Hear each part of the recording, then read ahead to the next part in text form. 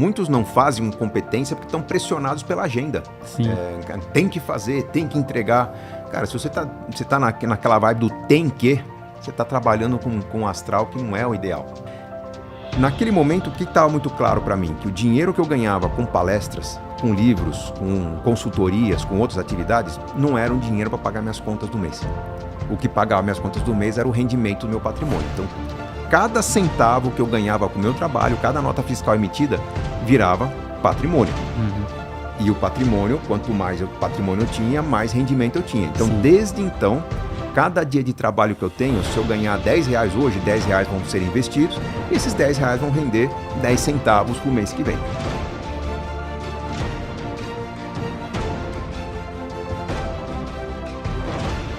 Então chegou um momento que a gente tinha R$1 milhão.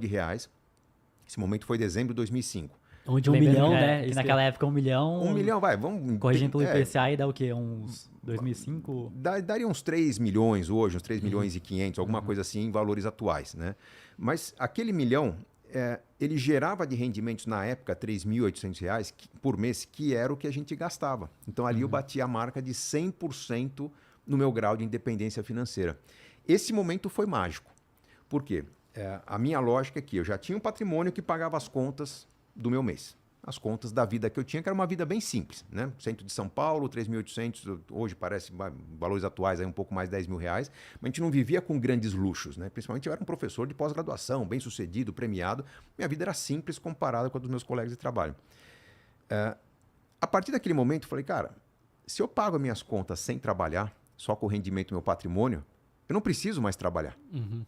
E aquilo foi poderoso, porque realmente, a partir de então, todos os convites que chegaram para mim, os convites de trabalho, eu comecei a pensar, cara, se esse trabalho realmente curtir muito, eu vou fazer. Se eu achar que é um puta saco seguir esse trabalho, eu não quero fazer. Eu comecei a descartar trabalhos que só tomavam tempo, tomavam energia, que eram só para dar dinheiro. Não quero. Aí eu comecei a abandonar aulas. Não que dar aula seja algo ruim, mas a agenda de aula era algo pesado. Entrava às 7h30 da manhã, saía às 10h30 da noite. Eu comecei a abandonar as aulas para deixar mais agenda disponível para as palestras. E comecei a dar muito mais palestra. O que aconteceu? Dedicando o meu tempo para trabalhar só com coisa que eu gostava muito, falar para o público, aquela energia toda. Pô, você trabalha melhor. Né? Eu tinha, vamos dizer, uma postura de trabalho muito mais leve, muito mais prazerosa. Aquilo gerava um resultado melhor. O público se encantava. O que aconteceu? Em vez de eu parar de trabalhar, eu comecei a ter mais convites de trabalho para poder gerar mais aquela atividade que era prazerosa para mim. Naquele momento, o que estava muito claro para mim? Que o dinheiro que eu ganhava com palestras, com livros, com consultorias, com outras atividades, não era um dinheiro para pagar minhas contas do mês. O que pagava minhas contas do mês era o rendimento do meu patrimônio. Então, cada centavo que eu ganhava com o meu trabalho, cada nota fiscal emitida, virava patrimônio. E o patrimônio, quanto mais patrimônio eu tinha, mais rendimento eu tinha. Então, desde então, cada dia de trabalho que eu tenho, se eu ganhar R$10 hoje, R$10 vão ser investidos, e esses R$10 vão render 10 centavos por mês que vem.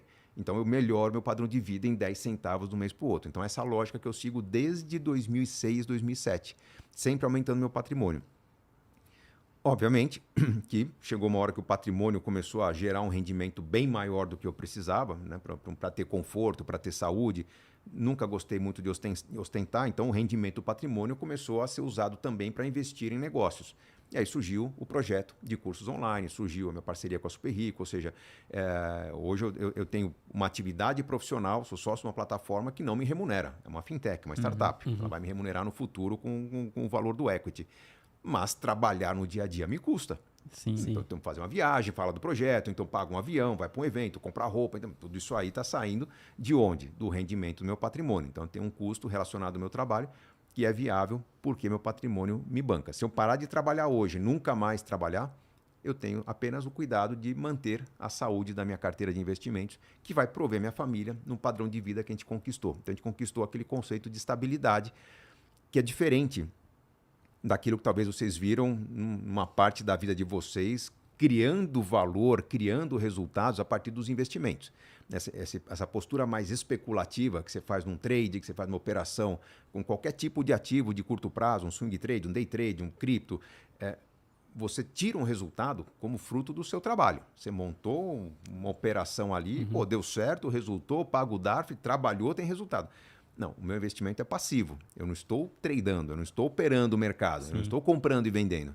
Eu tenho uma carteira que se comporta de forma muito estável, boa parte dela em renda fixa, que me provê com segurança. Poderia ter mais rendimento? Mas com certeza. Minha carteira poderia render talvez 10%, 12% a mais ao ano do que rende. Só que eu teria trabalho com isso. Então, eu não estou trabalhando com investimentos. Eu estou mantendo meus investimentos e trabalhando com educação financeira, com conhecimento. Talvez logo, logo venha um outro livro, alguma coisa nesse sentido. E um ponto interessante que você falou é que realmente atingir a liberdade financeira, muita gente pensa, eu vou ter dinheiro para viver de renda aqui, vou poder parar de trabalhar. Só que, no caso, é ter a liberdade de poder fazer o que você quiser. No seu caso, foi o quê? Que você não queria mais dar aula, você preferia as palestras, e isso te gerou mais dinheiro depois. Então, eu vejo que, normalmente, quando a pessoa faz o que ela quer, com um empenho grande, quer dizer que ela consegue gerar mais dinheiro, mesmo que no curto prazo não consiga, né? Todo mundo é bom, cara. Todo mundo é competente no que faz. Muitos não fazem competência porque estão pressionados pela agenda. Sim. Tem que fazer, tem que entregar. Cara, se você tá naquela vibe do tem que, você está trabalhando com um astral que não é o ideal. Né? E aí você não vai entregar o valor que você poderia. E até mesmo se você ainda não tem as habilidades o suficiente, você consegue ter tempo para desenvolver melhor essas habilidades, né? Se você ama o que você está fazendo, cara, você vai mergulhar, você vai parar a madrugada aprendendo, você vai agregar inteligência artificial, você vai ler os melhores caras do assunto. Se é alguma coisa que você gosta, vocês vão se envolver. Vocês não montaram um negócio milionário em cima de algo que vocês eram apaixonados, que eram os games. Exato, Por quê? Porque você estava num ambiente que era fácil aprender. Se tivesse que estudar uma técnica, se tivesse que estudar alguma programação para agregar um resultado, cara, para vocês está no meio que vocês gostam, que vocês curtem, né? Que vocês têm feedback do público, porra, cara, você deu uma dica legal. Então isso vai nutrindo uma forma de aprender que faz com que muita gente fala, pô, cara, você fica sentado no sofá jogando. Nós ficamos ganhando dinheiro com isso aqui. Não vira uma obrigação de, eu tenho que estar lá fazendo, que saco, né? Acaba virando algo mais prazeroso que você consegue aproveitar o processo e ainda gerar mais resultados. Pensa que louco, cara. Eu construí uma carreira em cima do mundo das finanças. Que talvez não tenha nada mais desinteressante que isso. Cara, o mundo das finanças não tem vida, não tem amor, não tem paixão, são números, né? São tensões, são brigas, disputas de mercado. Cara, mas quando você consegue conectar aquilo ao bem-estar das pessoas, cara, se transforma vidas. Então, eu me vejo nos palcos, no microfone, como estou aqui agora, diante da oportunidade de transformar vidas. Posso falar do assunto mais técnico do mundo, mas eu sei que esse assunto vai mudar a maneira das pessoas lidarem com dinheiro, com as suas escolhas, com uma vida mais leve. Então, isso é extremamente apaixonante e prazeroso. Então, eu amo o que eu faço e, por isso, eu não quero parar de trabalhar. Com certeza. Tanto que, no nosso caso, nós gostávamos muito de fazer o conteúdo de games. E aí, depois de mais ou menos 5 anos fazendo, a gente já não gostava mais tanto assim de fazer. Já acabou virando meio que uma obrigação. Mas pelo fato de lá atrás...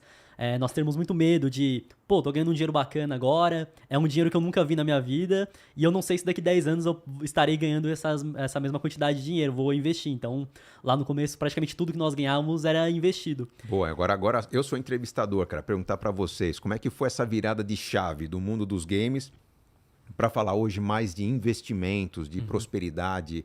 Foi algo intencional? Foi aos poucos? Vocês testaram, deu certo e migraram? Você fala, cara, estamos de saco cheio dos games, vamos abrir uma outra frente.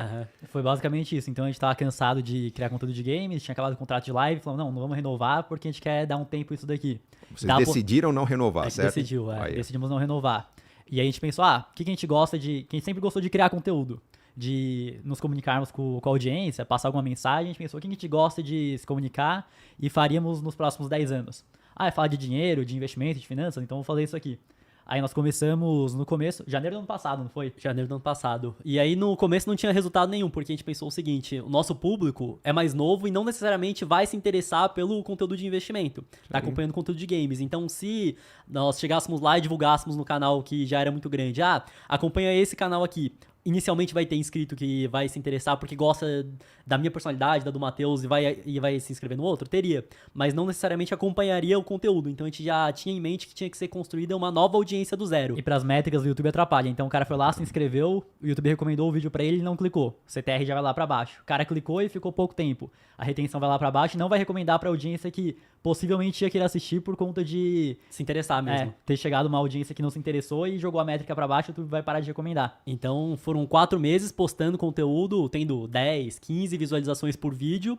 E nesse momento a gente não estava ganhando nada no canal de investimentos. Tinha um contrato ainda para acabar que nós estávamos ganhando, mas financeiramente nós estávamos tranquilos. Por quê? Porque já tinha um dinheiro muito bom investido que já conseguiria pagar todas as contas, somente o rendimento. Aí né? que Então, tá, esse é o ponto. Por isso que eu perguntei, cara. Se vocês fizessem um canal de culinária, de moda, ia dar certo. Por quê? Primeiro, porque vocês têm liberdade. A partir do momento que vocês deram certo no negócio, acumularam patrimônio e puderam dizer não para a renovação de um contrato, isso é muito poderoso, cara.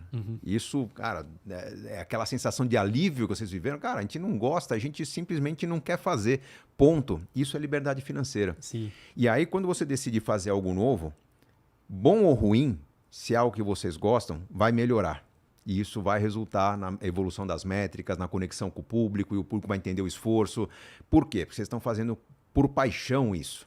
Não era exatamente pelo dinheiro, né? Se fosse pelo dinheiro, teria desistido nos primeiros 3 meses. Não, mas Sim. vamos fazer algo que a gente gosta. Então, essa liberdade fez com que eu escrevesse muitos livros. E, cara, ganhando R$3 por livro no começo, mesmo que eu vendesse 10 mil livros no ano, não pagava a conta de eu estar todos os dias no rádio, todo dia escrevendo um artigo. Cara, não valia a pena. Mas era o que eu gostava de fazer. E aí, quando deu certo, o editor falou, cara, vamos fazer um segundo livro?